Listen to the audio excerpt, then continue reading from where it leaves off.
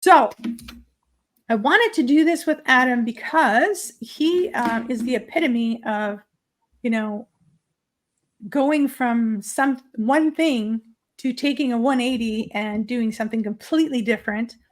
If you guys don't know me, my name is Klaude. I'm a monetization specialist. What I do is I help entrepreneurs like Adam monetize their passions, their skills, their expertise through a membership that I have where I give weekly coaching and I give them tools and I give them courses and all kinds of goodies so that they can actually have a plan, have an action plan to move forward and monetize their passions.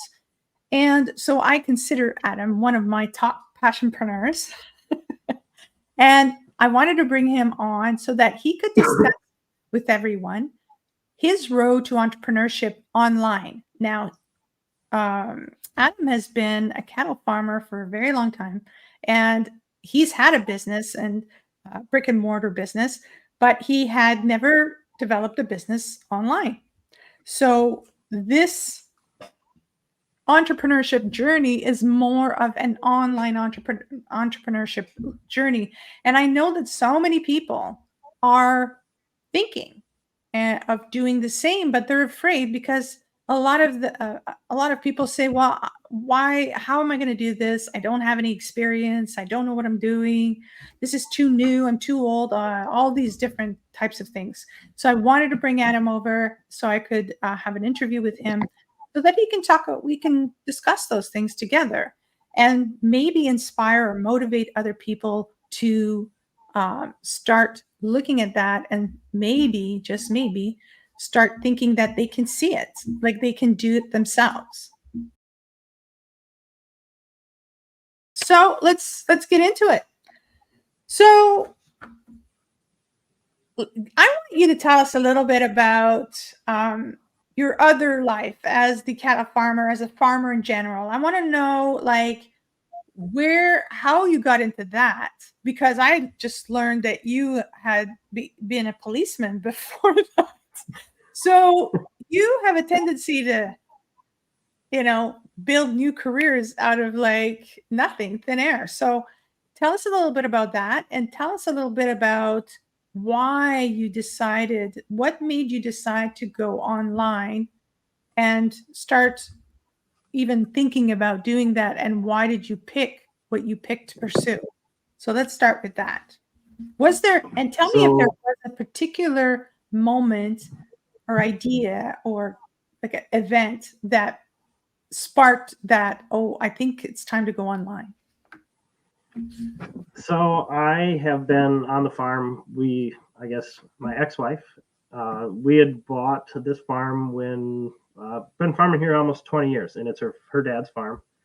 And I didn't grow up on a farm. I grew up in the country, not in the city. So it's like, but I didn't know what I didn't farm. I didn't know any of that. And I worked on my uncle's farm when I was in college, going for automotive technician, and I loved it. So I did automotive tech at a GM dealership for a couple of years because that's what I went to school for. And I didn't like working for somebody. So I decided I'm just gonna go farming. I was like, I didn't grow up on a farm. I didn't know how to run a farm. I worked on one enough that I knew the day-to-day operations. I knew that type of stuff, and I knew what needed to be done, and I knew how to grow crops, all that type of stuff. So I went to Farm Air Service Agency, where they lend to like first-time farmers to help people get in the door of farming, because it's extremely hard to get into, just because it's so expensive to buy land, to buy equipment. When we were 20, I was 23, we borrowed close to $500,000 and went farming. And that it's like, it's a big chunk to bite off when you're that young. And it's like, so with the help of Farm Service Agency, we were able to, get loans to get started. And I've been doing that ever since. So I decided that, excuse me, trying to think, the main thing that made me focus online is I'd sold the dairy. So now strictly just beef and cash crops. And we run about 400 acres of row crops. And then it had close to 200 head of cattle here as of a couple months ago. We've started to sell some of them to get down to a lower number. But I have a son who is wanting to take over the farm, and he wants to farm. He's going to be 18 here, graduating this year. And that's something that he's interested in. And I'm personally I'm ready to do something different. And I kind of discovered TikTok and social media, which I had strayed away from and not been a part of. Almost hated it. And I discovered TikTok, and I was like, this is really cool. And the amount of stuff that you can do for businesses, and how, it got my gears turning of like, how can you harness social media? And it's like, well, people have been doing this for a long time. You got your kids that I remember my son when he was younger, and he's like, I'm going to be a YouTube star. This is like, I'm going to make YouTube videos and I'm going to be famous. And I'm like, you aren't going to be famous. It's like, that's dumb. I didn't tell him that was dumb, but it's like, okay, let's be realistic. Well, that is realistic. And it's like, he was ahead of me and I should have listened to him. And it's one of those things where it's like, shit, a 10-year-old had more insight than me at my age. And so that's what kind of got me interested in. And it's like, okay, how can I make money online is essentially how it started. And then it went to, it's like affiliate marketing. And I first got into, the idea of that is what kind of drew me in. And the more I looked at it, the more it's like, I want to have an actual business that I provide the service, not just promoting somebody else's service. So that's kind of how I've eventually got to the part of, providing a service, a digital marketing service for businesses, and doing, their social media advertising, web development, graphic design, and their digital marketing strategies overall to help them get leads and, grow their business.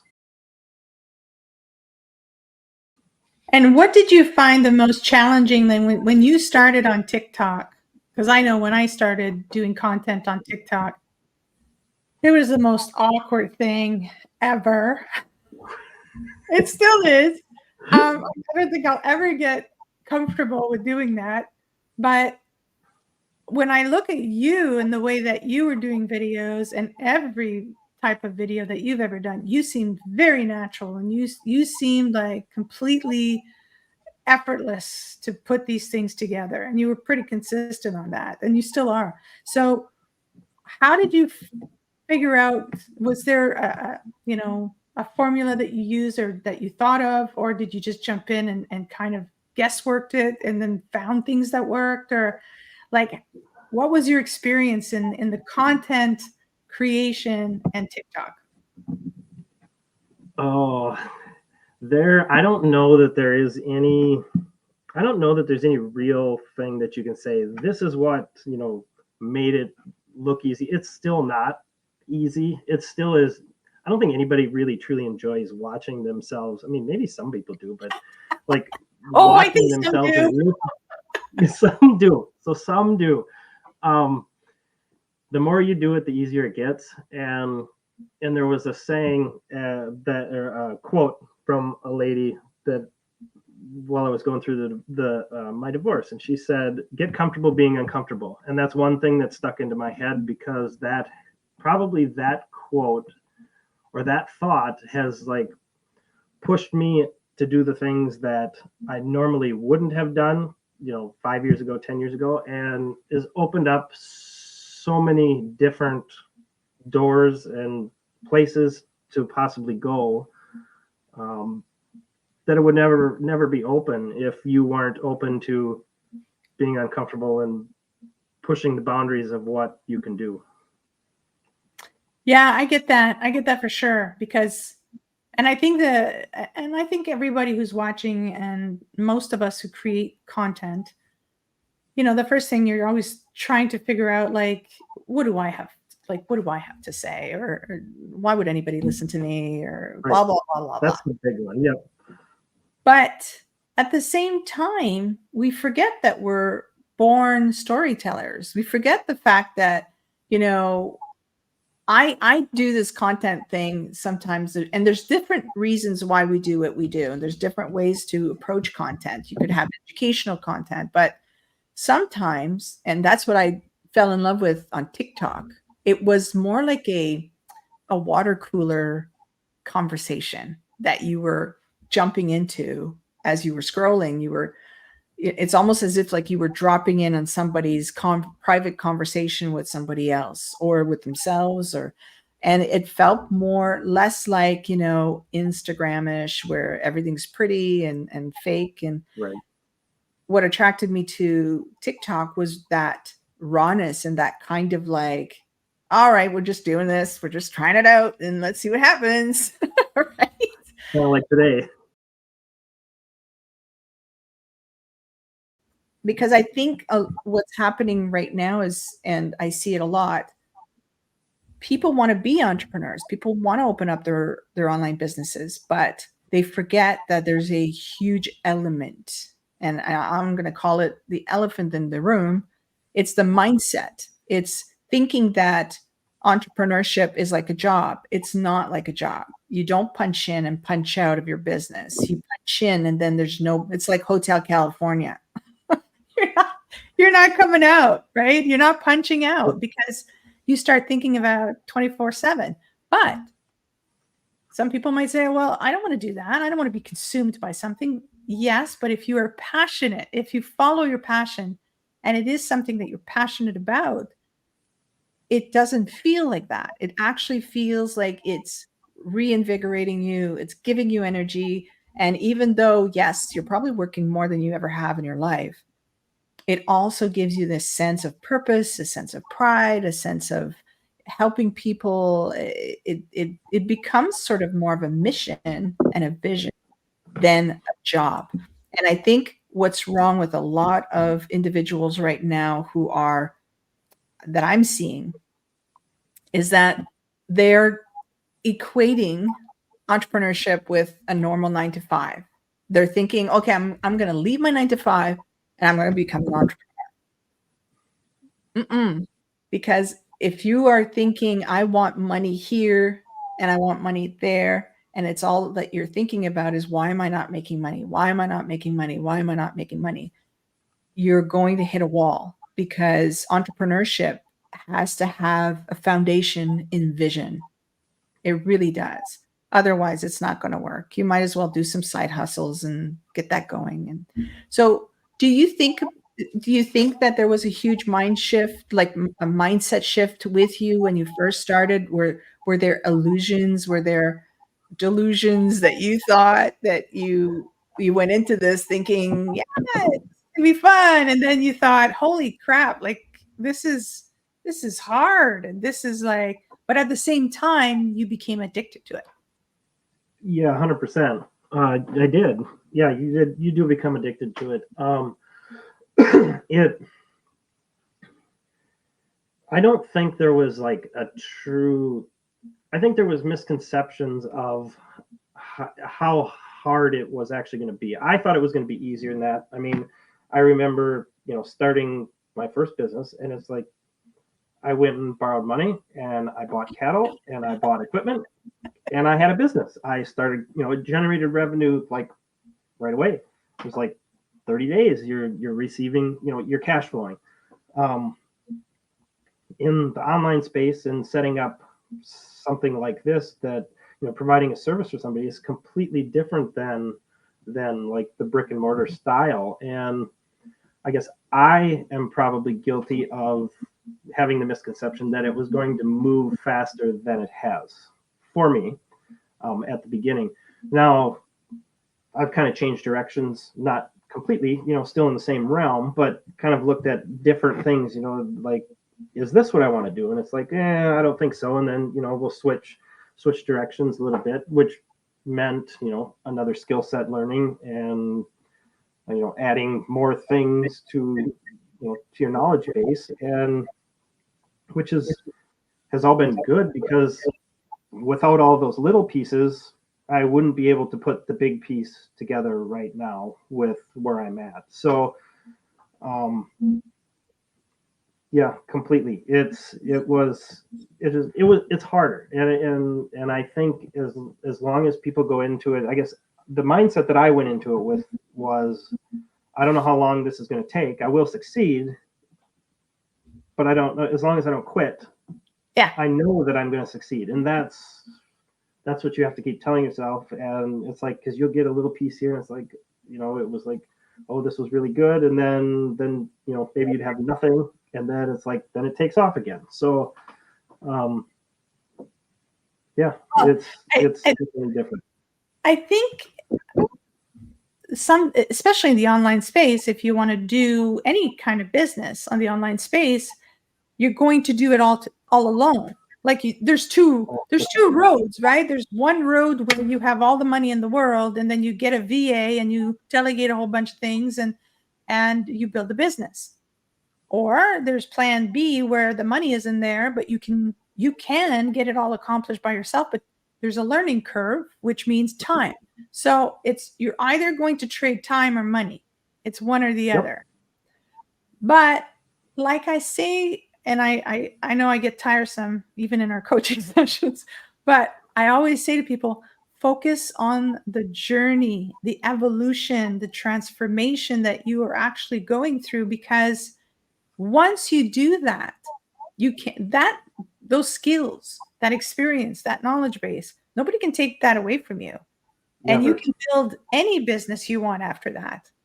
But if you are going to move into the online space, you're going to have to understand that you have to learn digital marketing skills, learn email marketing, learn web design, learn content creation, learn video editing, learn all those things. And even though we have tools that make that really simple and easy for anyone to do, again, it's time.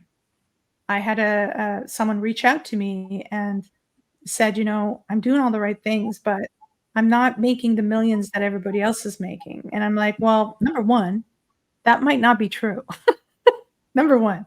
And number two, you should be focused on that, because if you want to make money, if that's all that this is about, go get yourself a job, or go do a couple of side hustles and make the money. Making money is not hard, but it's creating a legacy for yourself. It's building a business that is more than just money. It's helping people, it's teaching people, it's solving problems, creating solutions. I mean, all of that, if you want to build a real business, a sustainable business, something that's going to grow, you have to be mindful that it's going to take more than I want to make money.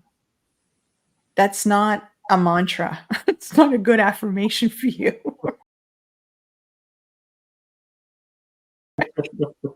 You're going to have to create that abundance in your life, and you're going to have to let go of that scarcity mindset that you're running after that dollar. And you're going to have to turn that into abundance. And abundance, not in the way that people think, but believing in yourself. And we've talked about that a few times, and I've talked about that with all my coaching clients.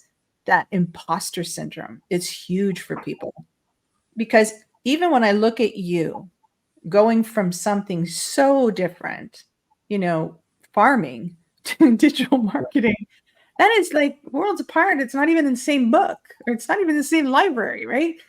But you went from like nothing but you had those talents. You had natural talents of composition. You had natural talents of design. You had natural talents of marketing. When I look at your stuff and the way that you put things together, you are a natural. So that seed was actually always in you. You just never tapped into it.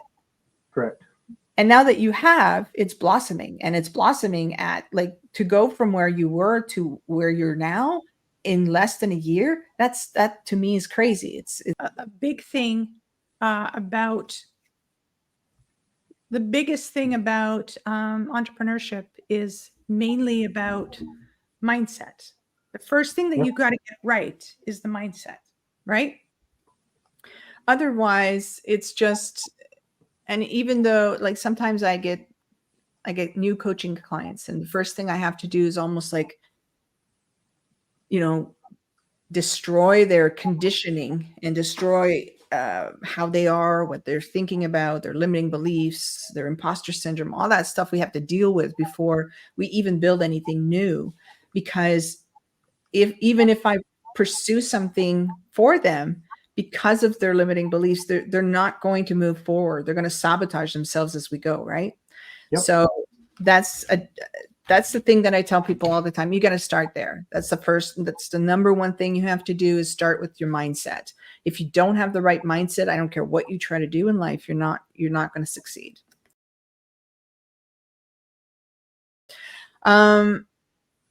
How did you manage to stay? So with you, let me ask you this. What was the biggest challenge you've had in the past 8 months in regards to that moving online journey and monetizing that passion for digital marketing? The biggest challenge is probably just all the different moving pieces. Like, if you say the different platforms you're using and understanding them and integrating like funnel software, integrating emails and domains, and it's like one skill after another, and it's like that is probably the biggest challenge. I mean, it's super easy to say in your head, it makes sense, right? It's like, okay, all you got to do is connect this. It's a funnel. I know what a funnel looks like. I know what I want to say. I know where I want to send them. But now you got to implement that. And that's where it's like getting down into the nitty gritty of the details. And it's like, that part doesn't even sound bad until you get in there. And it's like, well, then you have and for every answer, you end up with another question. And then it's just like one after another. And that's been the hardest part. Is doing that. But having your knowledge, and you've already done it, that's where you've been priceless in this journey, because you've already done what I want to do, and it's like you've already put those pieces together. So when I run into a roadblock, I can be like, hey, help. And yeah, I was going to say, I think I'll be honest, I've had misconceptions about coaching my entire life. I always thought, I'm smart enough. I can figure this shit out. I don't need nobody. That was my attitude. That's always been my attitude my whole life. But now, reviewing that and looking back and going, well, you know what? Yeah, smarty pants. Sure, you spent hours and hours and thousands of dollars when you could have I could have just hired the person that I wanted to. And that's what I tell people, like, okay, don't believe in coaching. That's fine. Don't. But let me tell you, my story is that if, let's say you want to do drop shipping, well, find the best drop shipper around who's been really successful, call them up, email them, and say, I'm going to buy your time. I'm going to pay to sit with you for an hour. And I will do that consecutively until I figure out what I want to figure out. You would be better served to do that. And it would be a better investment than to buy 25 different courses and trying to piecemeal everything together, 100%. which is what I did most of my life. But looking back, I could have easily been, so much further down and so much happier in a way, because all that knowledge and all that experience is great, but it does burn you out because of all the time you invest in doing that. You have to sit through the webinar to figure out what the webinar is about. There's certain things you can't circumvent. So I think now I have way more respect for the people. And even now, when I read biographies about very successful people, there's always mastermind groups and coaching and mentors. And there's always that development plan, and action plan always includes some sort of mentorship or some sort of coaching. So I think that coaching probably gets a bad rap, because I think that it is a valuable piece if you want to go quicker, Find Yep. someone who's, like you said, find someone who's done it before you, and then buy their time. That's all coaching is in a way.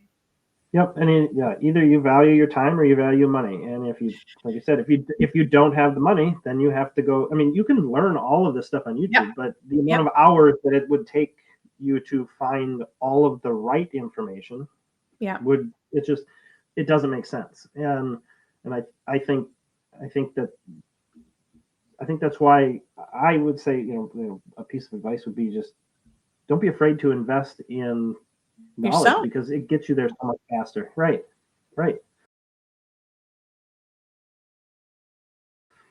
We're not taught. It's funny. I just had this like kind of epiphany here. What the one thing we're not taught in the school system is to invest in ourselves, invest in our own development, because when we go to school, we learn the curriculum that is decided upon us. And I'm not sure that it fits everyone because I didn't even finish high school. It doesn't fit everyone. And my son is going to graduate this year, but he is one he's not for school. And, it's just like he's bucked the system the entire time. And it's like, but the entrepreneurial mindset that he has, I mean, I see me at his age, because these gears are always turning like, how can I buy, buying and selling stuff, or how can you make dollars? How can you make money? How can you generate revenue? And Yeah, he's an entrepreneur.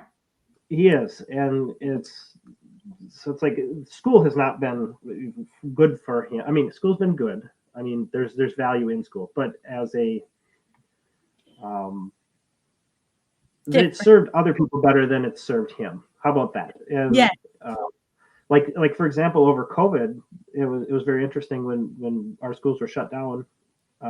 His grades went up while he was not in the structure of a classroom. And he would be done with his classes by 11, 12 o'clock during the day. He would have the rest of the day. Like his whole mindset was better. His attitude towards school was better. And it's like his one comment to me was, the amount of time we waste in school is ridiculous. We could be done with school by 11 o'clock every day. And I said, you are 100% correct. Yes. And it's like, so he saw that, and it's like, but what do you do with it? It's like, well, I think more and more, and schools are going to have to either adapt or close out, because I think, I know we digress here, but I think that with the, the coming of age of this chat GPT and the fact that you can go in there and have your own little genie in a bottle accessible to you at all times, like children can actually go in there and say, okay, I'm interested in XYZ.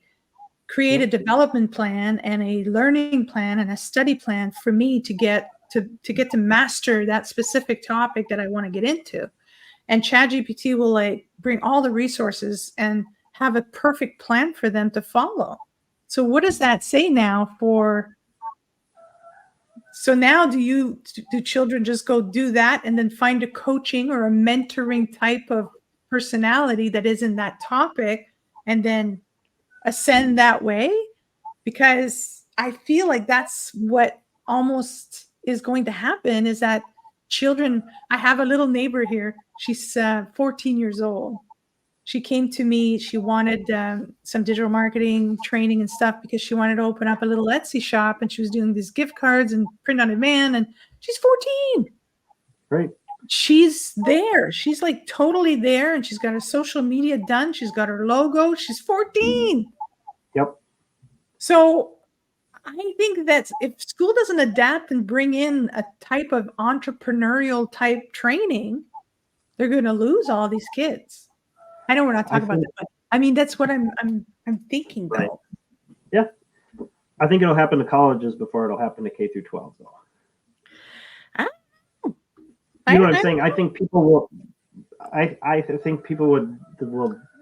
I don't think people continually see the value of a $40,000 education versus I can go, if I spent $15,000 online, you could have or $10,000, $5,000. It's like you could have an Yep. amazing freaking knowledge. Yeah. I mean, mentorship, everything. Yeah. Yeah. Yeah. I don't see, unless you want to become a doctor, a lawyer, something that you just can't do that. But again, with the ascension of AI, people are going to build these machines that you can just go in, get scanned, and say, okay, well, all right, so you've got a deficiency in this, and you're going to have to start taking this, and right. I mean, this is where we're going. And then you're going to have a chip that, okay, I don't need my liver. Let me get another type of liver or nanoparticle, whatever. Right. It's like, I think that people need now to take accountability. I think there's less, if you are a following type of personality that likes to punch in and punch out, I'm not sure you'll have something to punch in very soon. I think people are going to need to take accountability of designing their future, designing their life. Like, what do you want your life to look like? Stop being afraid and start using the tools that you have around you to build the life you want to. Yep. Because you did just that. And we're going to get into that. So you said that all the learning curve was a bit of a challenge and learning all those different things, but at the same time, don't you find that every time you conquered one of those challenges, one of those platforms, you came out of the other end kind of laughing and smiling and saying, well, first of all, it wasn't that hard. Number two, that's the biggest one. It wasn't that hard. Me, like little win. It's a little tiny win that you collect, right? And doesn't it give you like a sense of accomplishment and a bit of confidence in your skills, saying that I conquered that pretty quick. It wasn't that hard. It was just more scary, more intimidating. But at the end, when you look back on it, you say, well, let's do that again. What else can I learn? Yeah, and I think you think of, like, I guess like when you're starting something new and you don't know what you're doing, you're fumbling around, like say like building a funnel or building a website, and it's like you're not efficient. It's like, I know that somebody else who's done it, 2 clicks, and that's how you do that. And if while you're learning that skill, it may take you 20 minutes to figure out how to do the thing that would have taken somebody 20 seconds, but you can't skip that. You can't skip those steps in that process, in that journey, like you talked about, because if you don't do it yourself, you're never going to learn how to do it, and you'll never become proficient at it. And I think that's one of the reasons why most people don't do stuff or don't step outside the box and try something new, because nobody wants to suck, and nobody wants to look like they suck. No, they don't want to go through that process. Right. Yeah. But that's part of it. It's like part of growing, though, right? Yep. And I think as well, not everyone can be an entrepreneur. Like, I'm sorry to say people, but I mean, whoever's listening, let me give you a, entrepreneurship 101 here. You will be challenged, like mentally, spiritually, physically, emotionally, every way, every Lee you got. And if you don't have that mental power and the will to just, if you are like, you need a never give up kind of, like, giving up is not an option kind of mindset. And when I say that, I don't mean changing gears. That's a different thing, because I've been through a whole bunch of different entrepreneurship things. I've had many different online businesses that I've tried and closed because they didn't fit what I wanted. But it wasn't because they weren't fruitful or whatever. It wasn't because I'm a quitter. It was because I didn't want to waste any more time doing something I didn't feel was right. So to me, that's called changing gears. Mm-hmm. It's not quitting. Quitting is saying, I can't do this anymore. I don't have the strength, the capacity, and it'll happen. You will want to quit every day. it seems to go. It seems for me, it seems to go like more in cycles. Like Yeah. it's like riding your roller coaster. You know, it's Yeah. and it's been that way on the farm for years. It's either feast or famine. You know, it's like the weather's good and crops are good and milk Yeah. is good. You know, like everything's good, and then it's like you get in that big valley, and it's like you got to ride. Take what you can take out of the highs to get you through the valleys and get you Yes. back through to the other side. I like that. I like that analogy. But you have to be that kind of person who can ride that roller coaster. If you like Right. stability, if you like, not being challenged, and if you like the punch in, punch out, then continue punching in and punching out, because this is not for you. And it's going to stretch you. And you know what I mean? Yeah, It's 100%. And it's very easy. I like when I sold the dairy first, the dairy cows. So I wasn't milking every day. So I was still doing the farm day to day stuff on the farm and the crops, but I wasn't milking. And it's like, okay, what am I going to do for income? Because that was a large portion. So there's a bunch of free time freed up, and I went back to I punched a clock for at UPS and for a bit, and it's like it was nice. It was easy. You didn't have to think about it. You showed up, you did your job, got a paycheck. There was no risk. It was like, oh, well, there's money in my account. I didn't have to spend money to get this money. And but it's like after a while, it's like, no, this still isn't. This is not. It's like it was just like an illusion that it was better, and it's correct. not better. I mean, Correct. And I get that, because we're conditioned. Oh, Marek is here. Hello. We miss you, by the way. Yes, Thanks for being there. It's awesome that he's there. So it works. Oh, I just realized it works. Oh yeah, I do see the comments over there. Do you see the comments too? Yeah, I seen a little red thing that.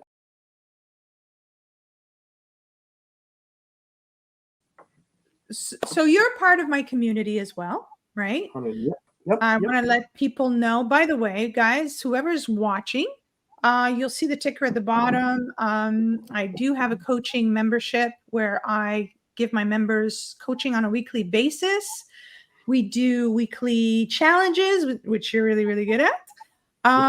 We do, I have tools, I have templates, I have online courses, I've got all kinds of stuff. It's basically for entrepreneurs who want to learn and who want to monetize their skills, their passions, their expertise. And what we do is I create a plan for them, and then every week we work on that plan and we progressively get people where they want to go. Yep. So let's talk a little bit about that. I don't want to really put too much emphasis on that, but I do want to put at the bottom, you see a little ticker going by. So today only, during that session, if you enter that discount code P2P50, if you go to the website, claudewalters.ca, and you click on become a member and you put that code in, you will get 50% on the annual membership. Only 10 spots though. I did not put any more than that. I don't want any more than that on that. Now, people are going to have asked me, why do you only have an annual membership and not a monthly membership? Mainly because of the reason a month is not enough for you to make a change in your life. And I don't want people coming in and out of the program. I actually want to have a little bit more control. And I want people to come in for a whole year, because look at your ascension, right? It took about 8 months to get from nothing to where you're going right now. And by the time you've got the website up and running and everything good to go, I think it'll be that. It'll have been about a year of you kind of turning around. So that's why I only offer annual memberships, because I want to keep you in the membership for at least a year, so that I can really work with you on a weekly basis on getting you from your ideation of what you want to do to a complete launch and execution on the action plan that I create for you. So I'm going to ask you, what do you think what was your misconception at the beginning? What did you come in thinking it was going to be? And what did it end up being?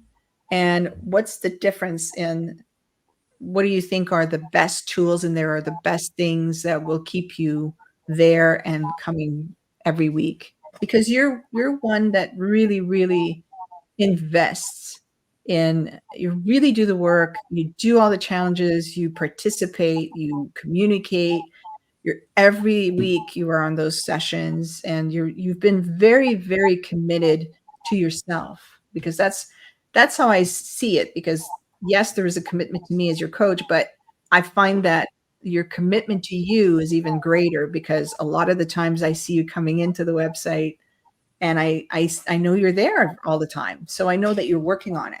So tell me a little bit about that. Okay, so there was a bunch of questions, so I'm going to try and back up. What was my okay, so going into it, I mean, I've been in What made you go there first?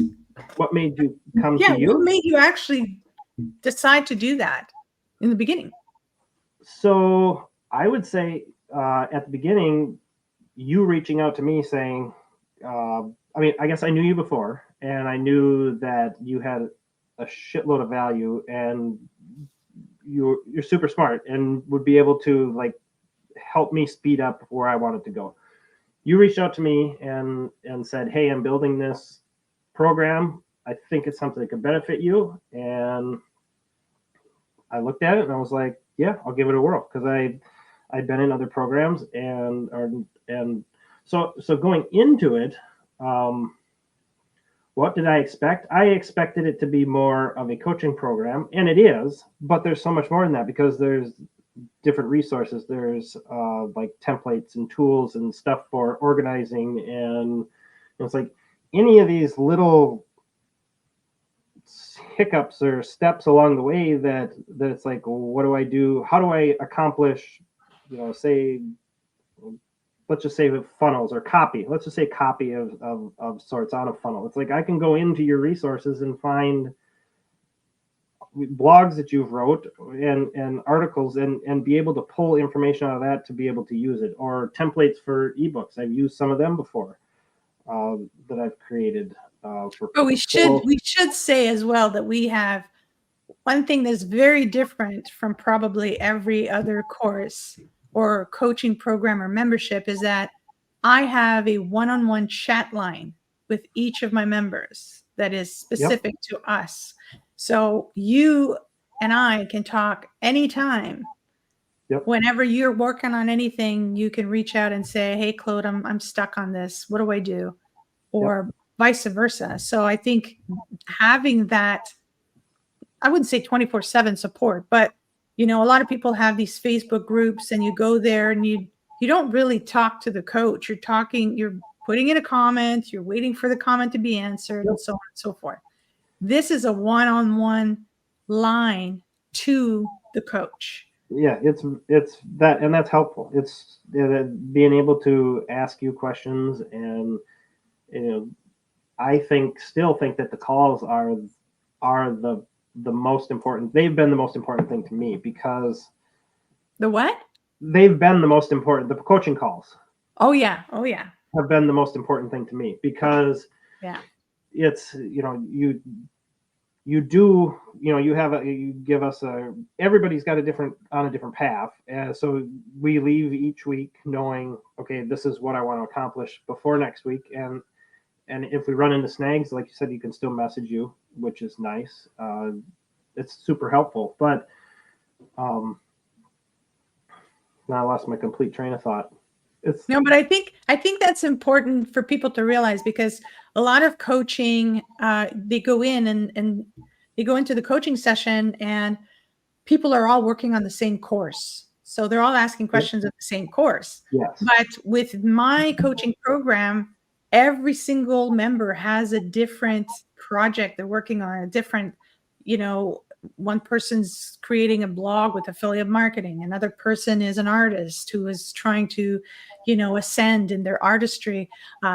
Other people they want to build a digital marketing, course and an online expertise. And it's like everybody is different. So I can't do that.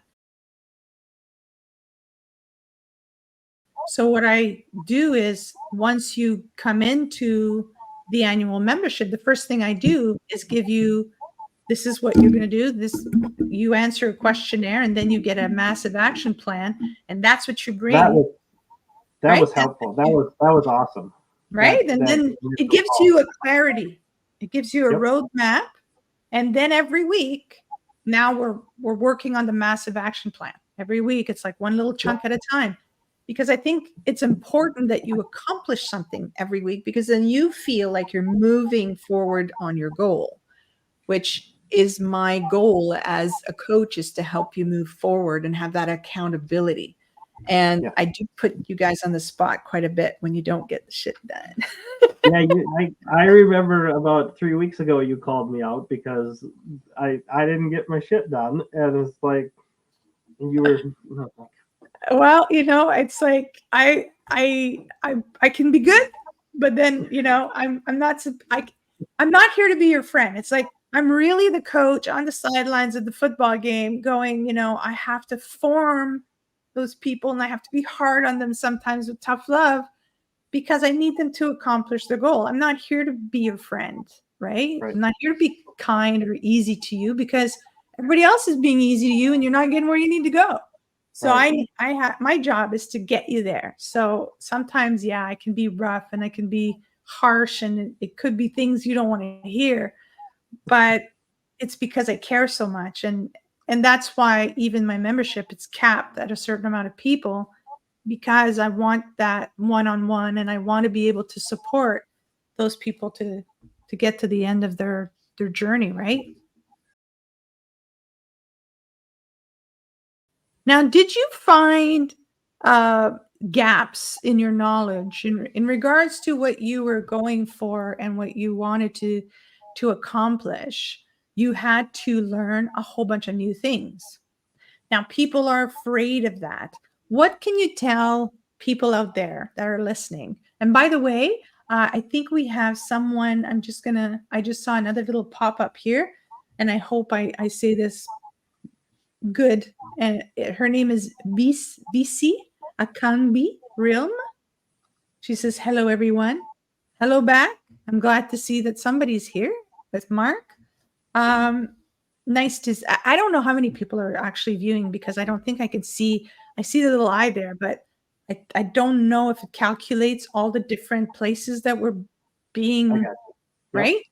So whoever's on there, by the way, whoever's listening to us from whatever platform you're on, please just ask us questions. If you have any questions for Adam, for me, if you are thinking about jumping on the online bandwagon to become an online entrepreneur and monetize a goal or a passion, an expertise, or a skill, please drop your comments in the platform that you're in. So it could be LinkedIn, it could be Facebook, or it could be YouTube. YouTube seems to be working perfectly.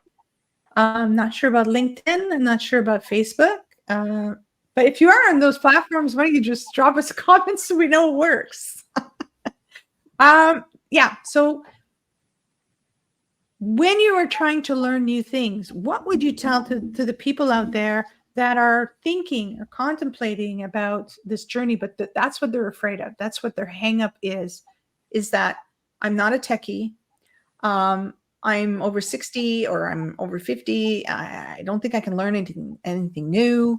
I don't have a lot of time. What do you say? What do you say to that? Because you are a farmer, so you didn't have a lot of time. No, that's where when people say they don't have time, it's that you don't want to make time. You don't want to give up. You don't want to give up the. You don't want to give up the one. You don't want to give up your hour or 2 hours of Netflix at night and sitting on the couch, or it's like, I understand. People are busy, but there's always time. It's just a matter of what you want to prioritize. So, when it comes to that, I mean, there's one thing that I've shifted away from saying, and I think this is partially just a mental game, a mindset game, but it's like, I don't like to say I don't have time for things anymore, because that's not true, because you have time to do anything that you want to do. If you change it to, it's not a priority of mine right now, that's more accurate than I don't have Yes, time. I like that. I love that. So I think when it comes to that, that's my view on time, or what, people say they don't have time. Knowledge gaps. What was the rest of the? What was the? I had. Well, it's like what would you say to someone? I'm too old. I'm not techie. Yeah, I'm not, I yeah. can't learn new things. If you tell yourself that, that's the truth.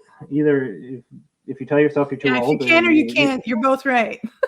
yeah, it's like if you tell yourself you can't, you won't. And if you're determined to understand it, you will. And I think about on the farm, it's like until a year ago, I turned a computer on. I mean, I had your smartphone. If I couldn't do it on my phone, I didn't do it. So I hadn't been on a computer in literally maybe once a year to upload some soil samples to some maps, and that is it. It's like I didn't.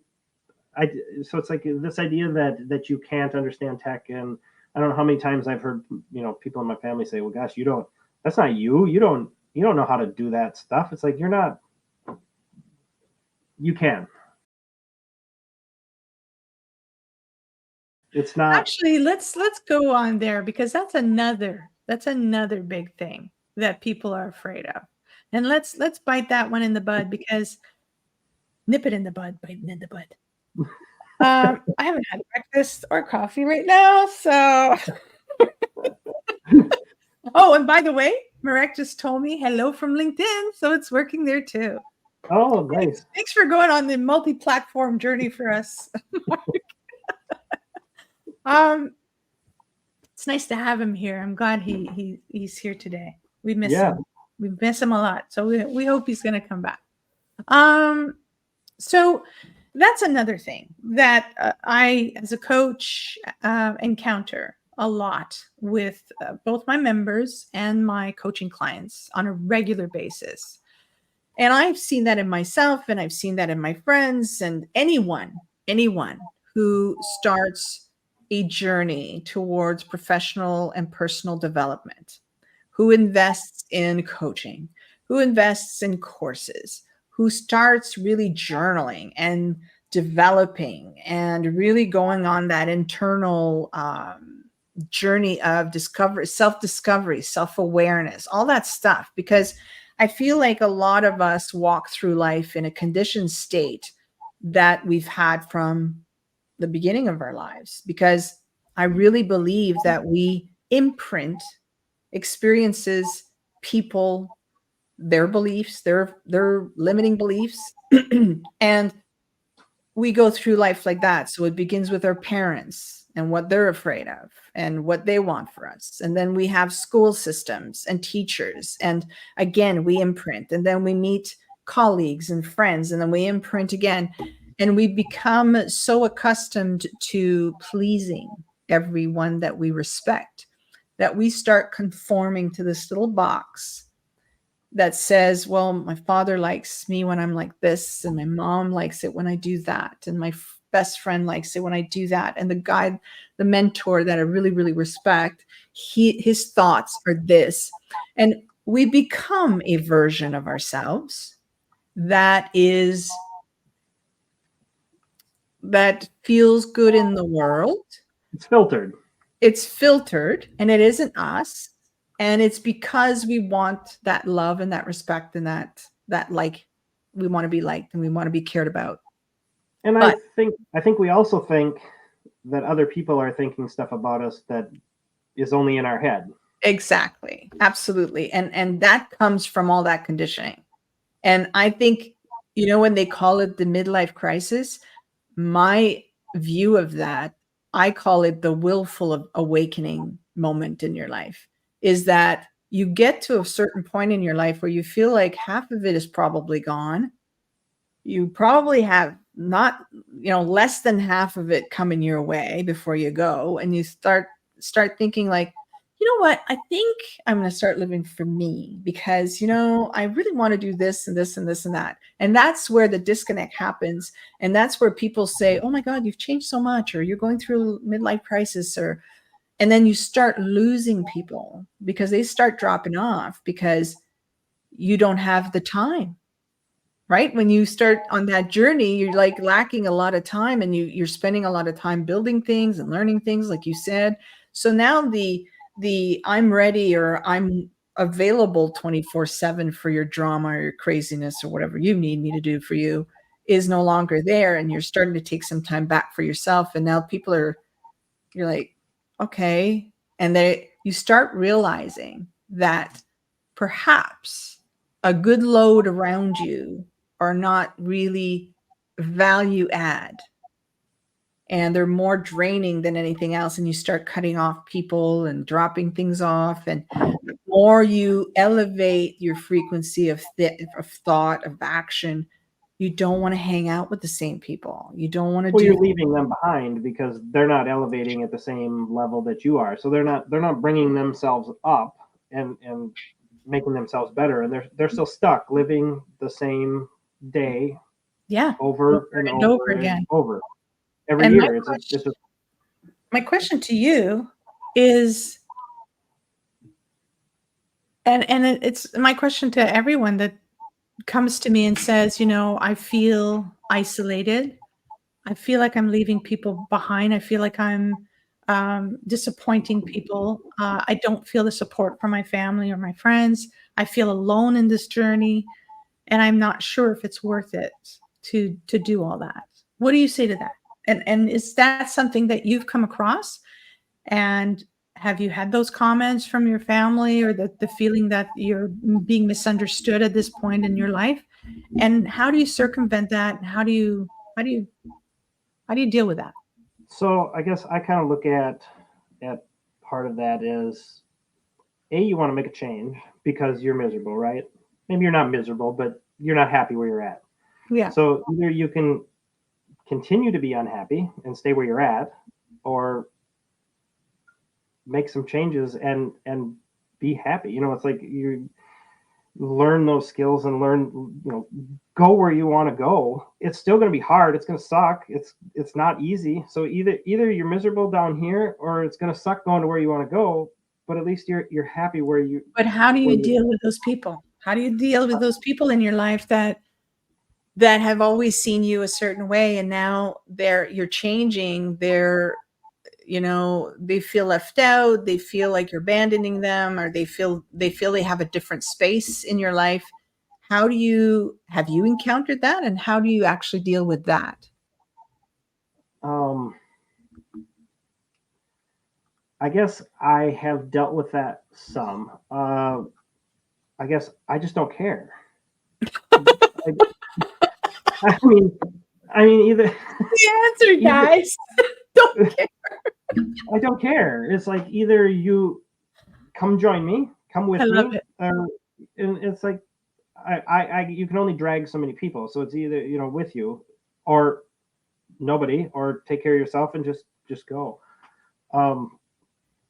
Yeah, honestly, I'm people in my life that if they're stuck, and it's like I have given effort towards helping somebody change the situation they're in, and it's like if they continually don't change, then you just have to move on. You just have to go, and it's okay. It's like the season of life that you're in is different than where they're in, and there's probably been other people in your life or my life that I didn't recognize that we're like, why are you down here? And it's like Yeah. it's like I don't think a lot of people can see that, until you're out of it, and you can look Yeah. back and say, oh yeah, that's where I was. Yeah, that was a bunch of shit. But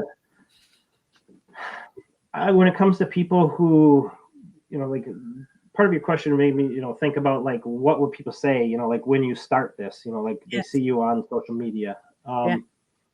That's real. That's like a fear, and it's real, and I still say it's more inside of our own head of what we think other people are saying versus what other people are actually saying.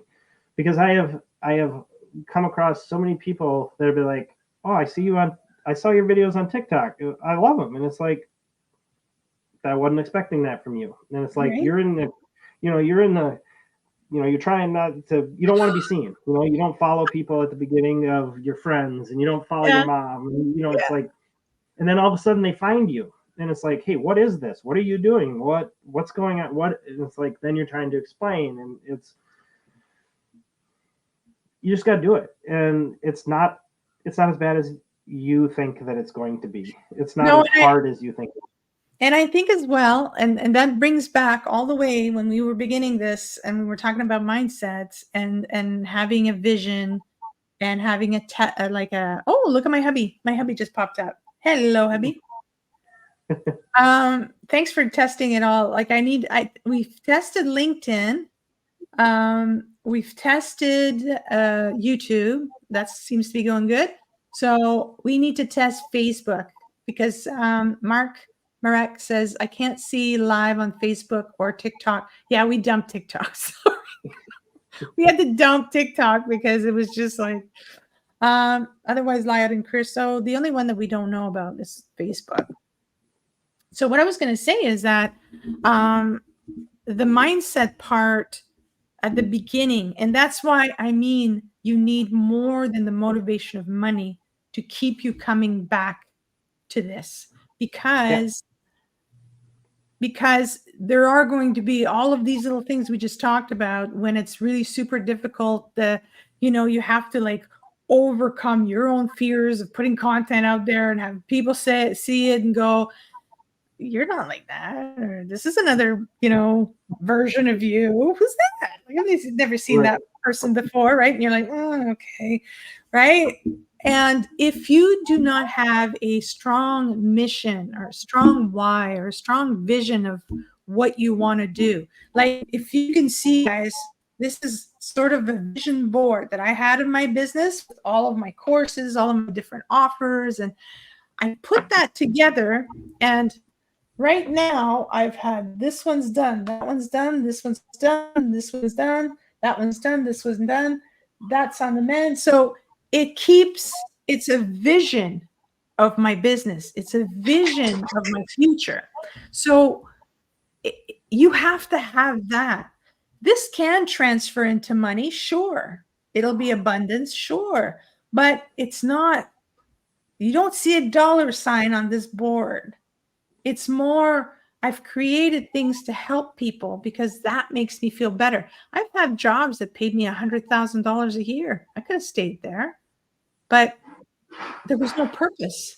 It was empty of passion. Yep. And passion, like people think of passion as when you fall in love. When you fall in love at the first time, like the first few little things, you go nuts. It's like, oh my God, I don't need to eat. I don't need to sleep. I don't need, like, all you need is, and all you're focused on, right? It's just like that person. And well, passion for something else can actually exist. You can have that kind of passion, that kind of feeling, that kind of like for entrepreneurship. You really can. And once you get bitten by that little bug, it's way different than a relationship because things come and go. But the roller coaster ride of entrepreneurship is so like this. No matter if you're successful or not, it has nothing to do with it. Just because once you get over here, and that's why I tell people focus on the journey, because focusing on a goal will bring you nowhere, because you're going to get to the goal, and then what you do, you're going to get another goal. So focusing on the goal doesn't really mean anything, but the journey and the transformation and your vision will keep you producing new things and new goals and moving forward. So that's what I mean by having that passion and that mindset and having a bigger thing than a dollar sign, because a dollar sign will not keep you from jumping off that cliff every day that you want to jump off that cliff. People come to me and they say, I'll have people comment and say, thank you so much. You've changed my life. You've done this for me. You've done that for me. I've, gone this route because of you. And that is like $1,000,000. There is no greater feeling than that. When people say that to you and you feel like you really feel it in the depth of your soul, that when you're gone, that thing that you did for them remains forever. Money comes and goes. You win it, you lose it. It's just, it doesn't, right? It's not a good, Yep. I don't feel like I have nothing to say negative about money, but I don't see it as a great motivator for me anyway. I need more. Cool. Let's talk about your offers. Give me the lowdown on if somebody like wanted, like for me, it's easy. If you want to learn digital marketing, you want to monetize something that you want in your life, join my membership, join my weekly coaching. That's that. But for you, if people don't want to do that, they don't want to do that for themselves, but they have a small business or they have stuff that they want to get done. What do you offer? Give me the lowdown. Tell me what they can come to you for and what you can do for them. So yeah, if you own a small business and you want to generate a more consistent leads, more revenue for your business, and you don't have an online presence, I can help you out with that. When it comes to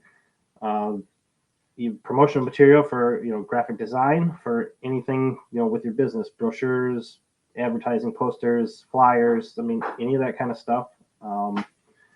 Website development. If you don't have a website, even if you do have a website and you're not happy with it, you don't want to run it, you don't know how to make it look how it's supposed to look, can help with that. Social media advertising. If you want to run ads on Facebook, LinkedIn, any of the social media platforms, Instagram, can help you do that. Figure out who your target audience is, and who you actually are speaking to with your ads. Create the ad copy, the videos, and generate those for you. So that's basically it. You can, if you're looking for more customers, that's what I help businesses do. Create an online presence through digital marketing strategies. And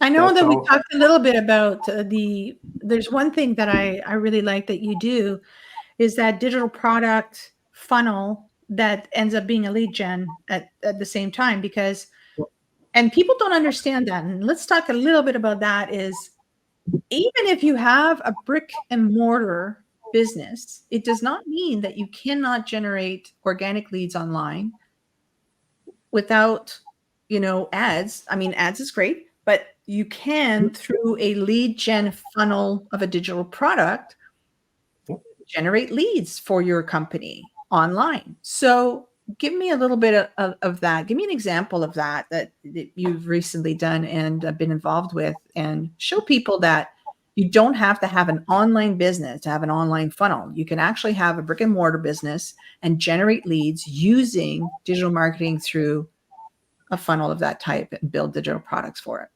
Yeah. So one example of a company that I worked with is a cleaning company, and they were looking for brochures that actually displayed, the services they offered, the prices they offer. So when they could hand them out, they could, if they go into a house to do, say, an initial clean or initial like a walkthrough, they can leave like this type of product in the home that talks about all the different upsells that they have. That's more of a physical product one. Something that another one that I've done for the cleaning companies is like some ebooks about how. Well, this one was actually a coaching company, but he coached other cleaning businesses, and it was about how to generate more leads for your business. So it's pretty much, and the idea of a lead magnet is is almost endless. I mean, anything that can value that your customers can find value in is something that you can make a lead magnet out of.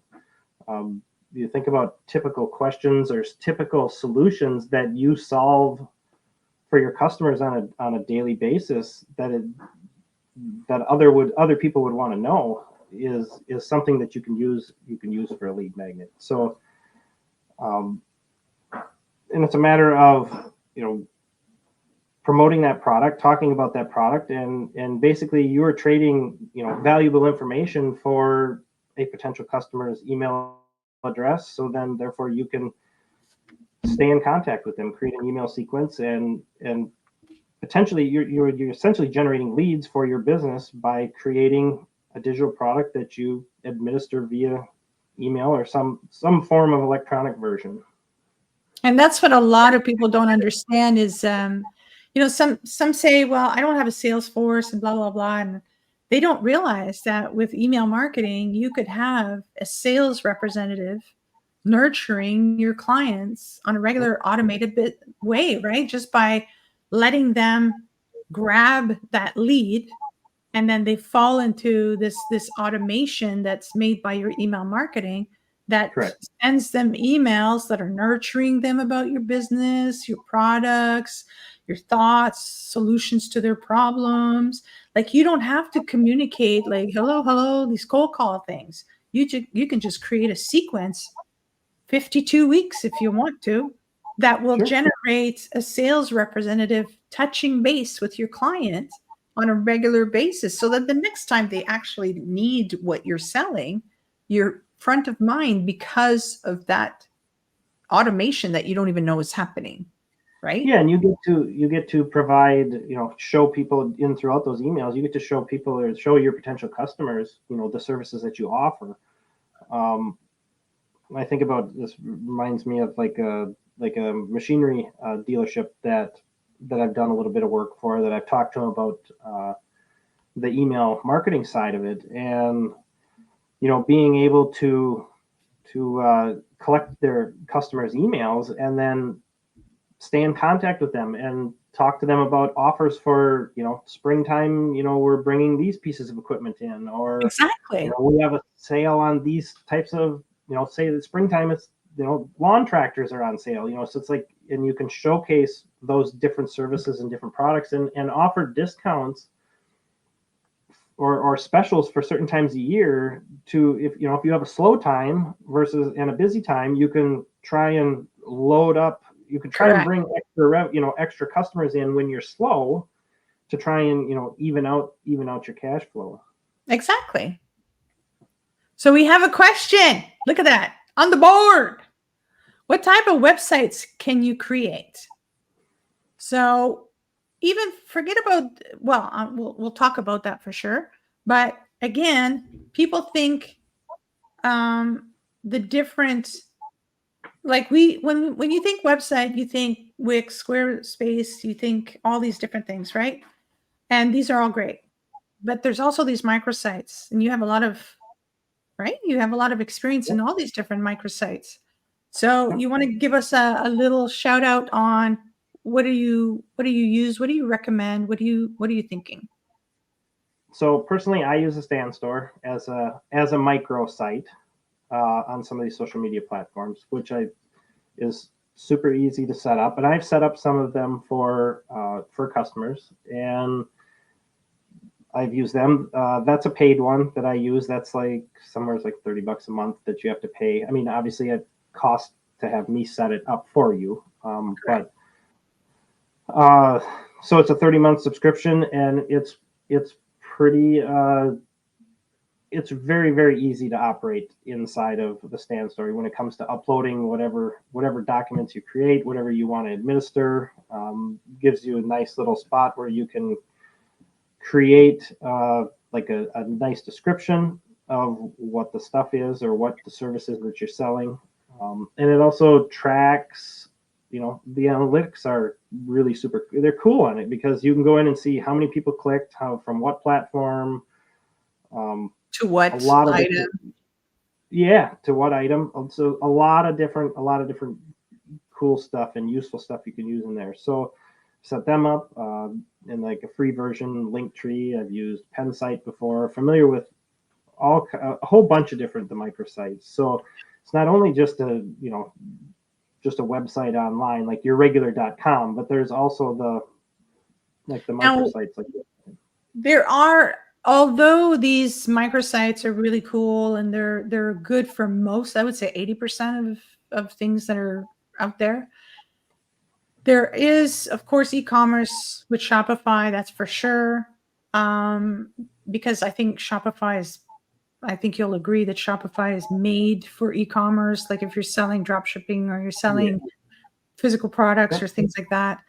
But we all know as well that community building, and most companies right now, I think, are adding that as a sustainable branch to their business, building a community around their products and their services.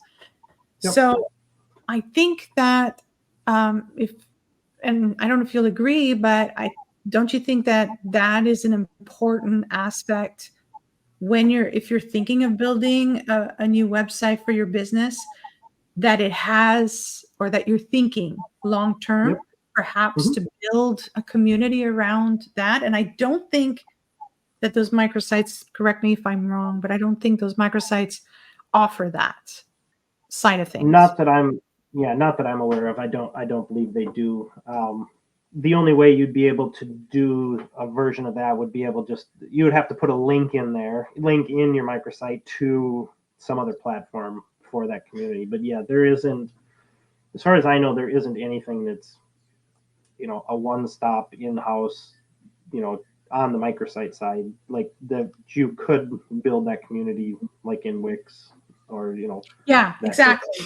You'd have to build it somewhere else, because I know a lot of marketers, they think about these Facebook groups and all these different types of groups, and they build their community there. But what I'm afraid of, and I don't know if you'll agree, but what I'm afraid of when that happens is that you're kind of at the mercy of these social media platforms, and they can wipe your business or your group. They just turn it off. I mean, how many times has it happened to me and with Facebook? Right. I just go in and all of a sudden I'm gone, I'm banished, I'm banned for I don't even know why. And then all these people that you have access to disappear. Your whole business, if your business is based there, then problem. Yeah, 100%. That's completely legitimate. And that comes to like producing organic content. If you're only posting stuff on one platform, well, you're at the mercy of that one platform. And if that is your only form of lead acquisition is that one platform, well, your business is offline. It's like you don't have anything. And I think the same thing goes when it comes to like advertising. So if you're going to do paid advertising and it's only on one platform, and all of a sudden you can't advertise on Facebook anymore, what do you do? Exactly. So I think that's where you still need to have multiple channels of paid and multiple channels of organic content for your business. I agree. That's one thing that I want to get into in 2024. I want a big move towards that. I want to learn it well. I'm going to hire you to do all my stuff. I don't want to do that myself. I want to learn it. And that's one thing that you said a while ago, and I wanted to touch upon it, and then I forgot. I lost my train of thought. But when you first start, yes, you have to learn a whole bunch of different things. And once you learn it, though, you can always outsource it to a VA, like a virtual assistant, or a Fiverr, or Upwork. There's all kinds of platforms, all kinds of people that are out there that freelance and do all these things. And I say, if you are worth $150 an hour to your clients, then you need to understand that that's what you're worth. So if you're spending time doing tasks that you could outsource for $10 an hour, that's not a good, efficient way of running your time and running your business. So take those tasks, make a list of it, make your standard operating procedures about those, farm them out, get them rid of that, and you spend time doing the things that make you money. I use that same philosophy on the farm for all these years. It was like you do the jobs that pay you $100 an hour, and you hire the rest of them. So For sure. that Right.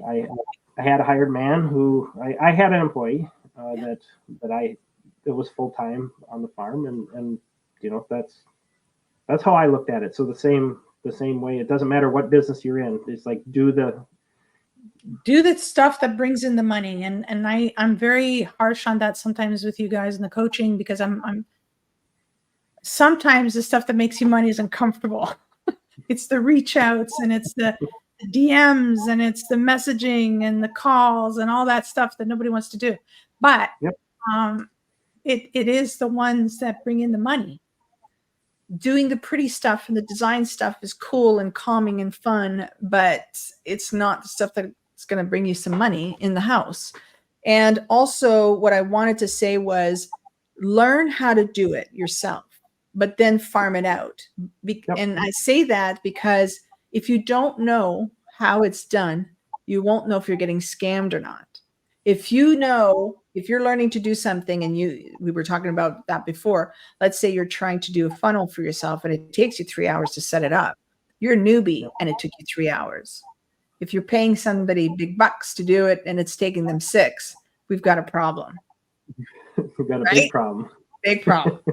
So if you never do it, though, you never know. So you're going to go and pay out. But if you come to someone in a VA and say, here's my process, this is the procedure I use, this is usually how much it takes time. They can agree or disagree at that time. But this is a better way to present all your jobs to your VAs as well, because they know exactly how you want them done, and they have an expectation of what you think, how long it's going to take. So if they accept that pattern, then they can't come back to you and say, well, it took me 6 hours because of this and this and that. So learn how to do it so that you are knowledgeable and have the experience of doing it yourself, so that you can actually understand, create the process and create the budget for it.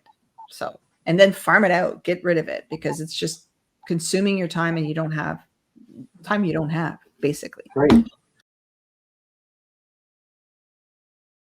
So if people want to work with Adam, with you, I'm putting the information at the bottom.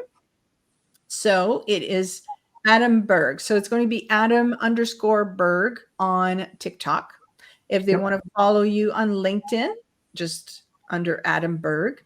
If they want to reach you by email, adam@digitalmarketingsolutionsonline.com. And Adam is kind enough to give you guys a discount.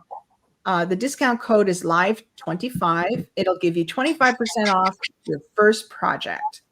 And just email him at the email that I just said, and just use that code. Say, I have this project. Here's my code. And let's get going.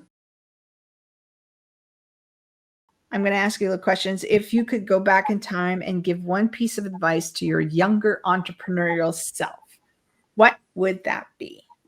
I like that question. I have so much shit to say to my own younger self. I would say be patient with yourself, and whenever there's an opportunity for you to buy knowledge or buy experience through a coach or a mentor or training, do it. If you can afford it, do it, because it's a game changer, because you're jumping over all of these steps that would take you, like we talked earlier. It's like if it took me 3 hours to do a funnel the first time, and a pro it takes an hour and a half, you save all of that time. So invest in yourself. Those are my two. Be nice to yourself, be kind to yourself, and invest in yourself are the two biggest ones that I would say go back and do. I think for me, it would be, I agree with you 100% in the investment of that. That's so, like, find yourself a coach, find yourself a mentor, pay for their time, learn their skills. And it would also be, don't be afraid to fail. Failure is not failure. It's and don't imprint that failure onto yourself. Take experimentation as what it is. It's an experiment. Don't attach any good or bad to the results. You know, like try new things, go for it, jump in, just try it. Don't attach yourself to the results. Don't think I'm good if I get it, I'm bad if I don't. Just don't attach any outcome. Just say, I'm just here to learn. If you have that mindset of, I'm open to learn, I'm open to absorb knowledge and to just have fun with it and just love the experimentation and the journey and the transformation, I think you'll fail forward. Because I hate that word, first of all, because even if you don't have the result you wanted, you still learn something. So how can that be failing if you're evolving and if you're learning from it? So I don't think that failing thing. Yeah, I think you need to look at failure. I think, like when you said you hate the word, I think you need to look at it differently. And I don't think it's necessarily failure as long as you're moving in the direction that you want to go. So Right. it's like you may have set a goal and you didn't achieve all of that goal or everything that you wanted to do, or maybe you had some misconception, it didn't work out exactly how you thought it was supposed to. That doesn't mean you failed. You know, you're still moving towards your goal, you're still learning skills, you're still progressing. So that's the bigger picture. It's not necessarily the individual battle, I guess. It's because I see so many people imprint themselves with their failure and say, you know, I failed at this and therefore I'm not good at it, and it keeps them from trying again. And I just feel so bad because I say to myself, yeah, but it's not failure. It's not, because it's an experiment that you were courageous and brave enough to try. And it may have not turned out like you said, like you wanted to or you expected. Have no expectations in life. How about that? Nope. Just have no Yeah. expectations. Just go, Just be. just enjoy. And then, you know, take a big pill of fuck it all. I like that. I'm going to make myself. Somebody gave me that once. I was having a bad day once, and one of my friends, I sent him, I think I sent him a text or something, and he sent me this little pill, and it said "fuck it all" on it. And he said, "Here, this is what you need to take today." And I'm like, "Oh, that's brilliant." So I think that's what I'm going to do. I'm going to do a little pill box. I'm going to actually do a little, you know, little design on thing, and I'm just going to put that on my desk. And when I'm having a bad day, that's what I'm going to do. Take a few pills of that. And on that note, since we might as well go for 2 hours. We've got like 9 minutes to go. Fuck it all. Let's do it. So let's go and talk a little bit about social media in general. Like, what do you think about that? What do you think? And we were talking about, you and I were talking about possibly putting a show together on AI entrepreneurship, how AI affects or can affect your small business, how you can use it, the tools, the strategies, what it could be used for. I think it would be a really cool endeavor to kind of try that. I'm wondering if there's still people. What do you think AI, how do you think this is going to turn out? What's your let's finish on that, because that's our next goal, is to kind of put that together for ourselves on a weekly basis. What do you think? Where do you think AI is going? And should people, because there's two camps. There's the camp that are like deathly afraid of it, like they were with computers. And then there's the crazy people like you and I who are all like, woohoo, this is fun. These are like, this is the time. I love to be alive right now. This is awesome. It's so cool. There's so many things, not enough time, and too many cool tools. Yeah, I mean, where does it turn out? I don't know. I think it's probably going to go places that we don't even have visions of yet. I mean, but what do you think? What's your vision? What do you think? I think, you know, it's like when you think about AI, it's just, I think efficiency. I mean, that's the biggest God, yeah.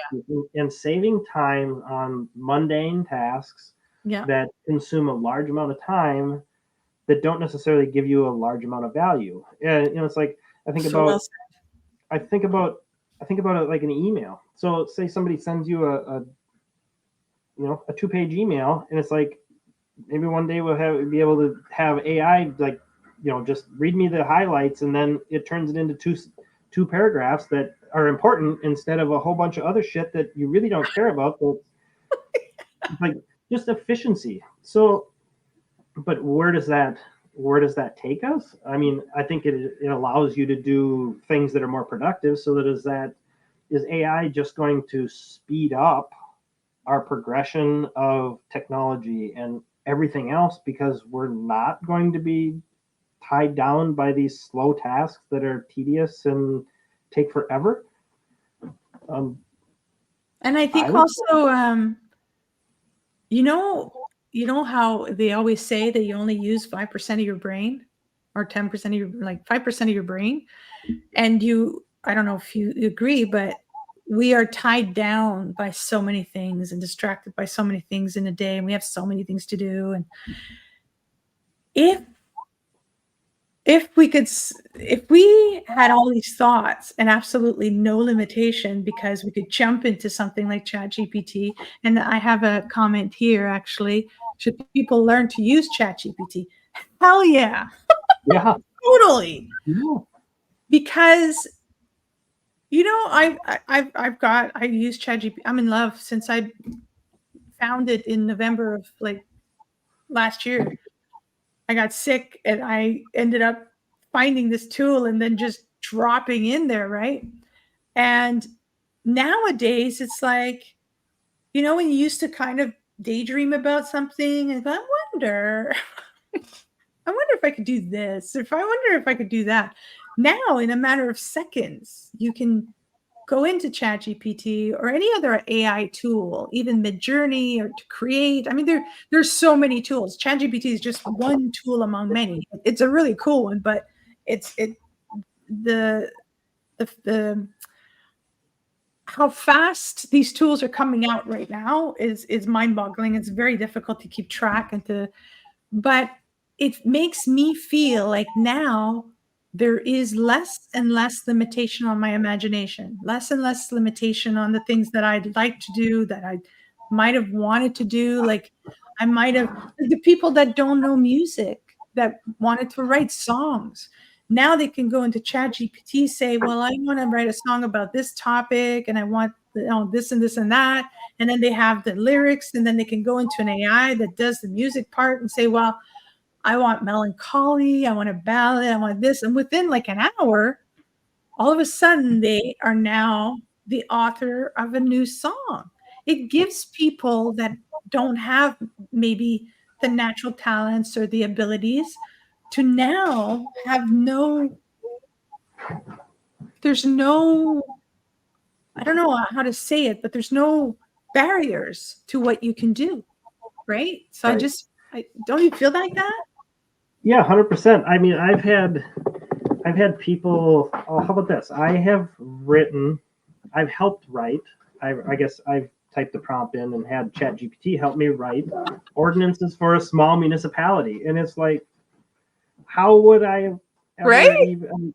It's like that just shows you the amount of stuff that you can do. You can do anything with it if you know how to type it in and tell it to do what you want it to do. So I will actually, I have a funny little story. I was going through an estate, a family estate situation. My father had passed away and left this really complex, crazy will situation. And we were having trouble, and I went into ChatGPT and I said, because the way that he had structured the estate was so complex, nobody was understanding. I went into ChatGPT and within seconds and I said, in the prompt, explain it to a 5-year-old. And he did, or it did, whatever. I keep calling it a he, but whatever. It did. And it was so, it took a very complex thing and it made me completely understand it within like minutes. And then I could go back to the people that were involved and say, okay, well, this is what we need to do. And this is what we need to do. And It gave me a legal approach. Like, I mean, it's seriously the genie in a bottle. Yep. It can do anything. There is no, and especially now with the guidelines, I don't know if you saw the new features, but it's just like mind blowing. You could take a picture of, that let's say you're trying to fix a fridge. You take a picture of the motor, you put it into ChatGPT and say, well, this little thing is broken. What is that part and what tools do I need to fix it? Within minutes, it'll give you pictures of the tool. It'll tell you what you need. It'll tell you the approach, what type of thing you need. So almost like a Google search by image, only probably better, I'm assuming, than a Google search. Well, I think one, and I don't know if Marek's still with us, but we had done a test at the very beginning of this when this ChatGPT came out. We had done a test about the usage of an umbrella, right? Like how do I use an umbrella and how do I what are the usage? Where can I get one? Blah blah blah. We put a question in ChatGPT and in Google at the same time. The difference was ChatGPT answered my question to the detail of the nth degree, and even went further and anticipated what I could possibly want to know, and in the sequence I'd want to know it. Whereas Google gave me shops where I could buy umbrellas. It gave me, do you know what I mean? It was more ad prone. Yep. So it was trying to sell me an umbrella basically. Whereas ChatGPT is like seriously having a genie in a bottle that you can just tap into and say, well, I want to know more about this, or I want to know more about that. Or do you know what I mean? It's just high level. Yep. You can't claim to be different anymore. Yeah, it's like I actually type something into Google and I'm like, why am I typing this in here? And it's like, just right, go on over the chat, because it's like I don't want to search for the answer. I want the answer, and that's how. Yes. That's how it was before. It was like, I don't want a list of 20 possible answers. I want, and then have to sift through them and then read and read and watch a 5-minute video here, and then skip ahead to a 10 minutes here. I would just give me the fucking answer. It's like, it just. Like we all know that the Google's algorithm, or how it's set up, is that they have to provide the best content that fits the question and blah, blah, blah. But it's still research. You still have like the top 5 that you have to go through and try to sift to get your answer. Whereas with ChatGPT, it's like you get the answer and all the sequencing of potential questions you might have with it. Right. And you can have that chat. You can continue actually talking because it can deliver something. And then you say, well, okay, well, I want this or I want that. And you're having a conversation with an expert on the subject. So it's almost like having a coach or having a mentor or whatever. Now it has its downside. It's not perfect. There are things like when it gives you certain things, don't take it for completely, because sometimes it'll give you links that are broken. Sometimes it'll give you stuff that doesn't make sense.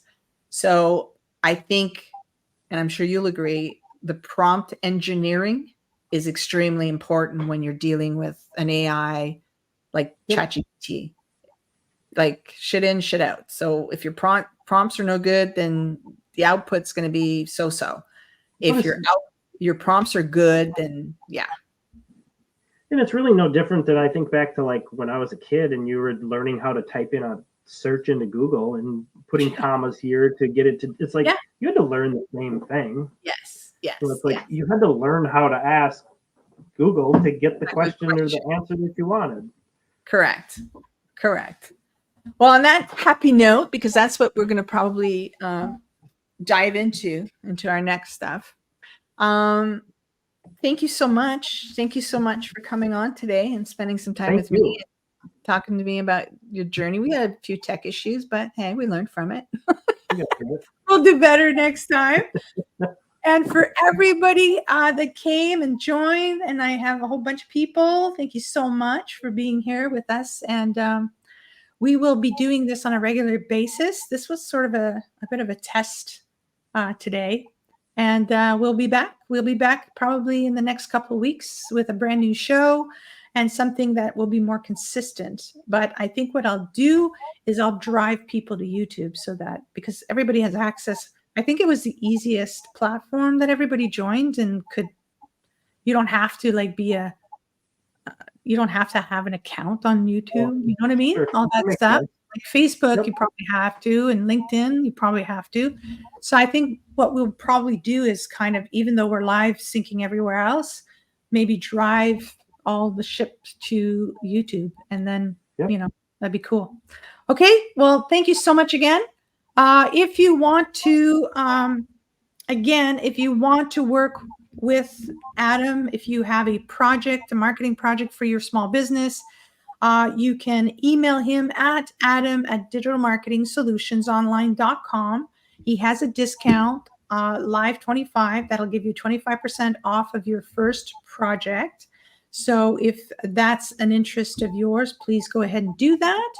If, on the other hand, you're looking for, you want to join, you want to learn how to do digital marketing, you want to learn how to launch your online business, you want to learn how to monetize skills, expertise, and passions, then I suggest that you go down there to my website, claudefurlong.ca, join, become a member. And then for today, only today, I have this, I have 10 spots in my membership that will be available to anyone who puts that code. That code will only be good for today. At 12 o'clock tonight, it is no longer valid and it won't work. So you can learn more at www.claudefurlong.ca. Become a member today only. Use the discount code P2P50, which stands for Passions to Profits, and you'll get 50% off the annual membership. So thank you, everybody. Have a great rest of your day, and we are off.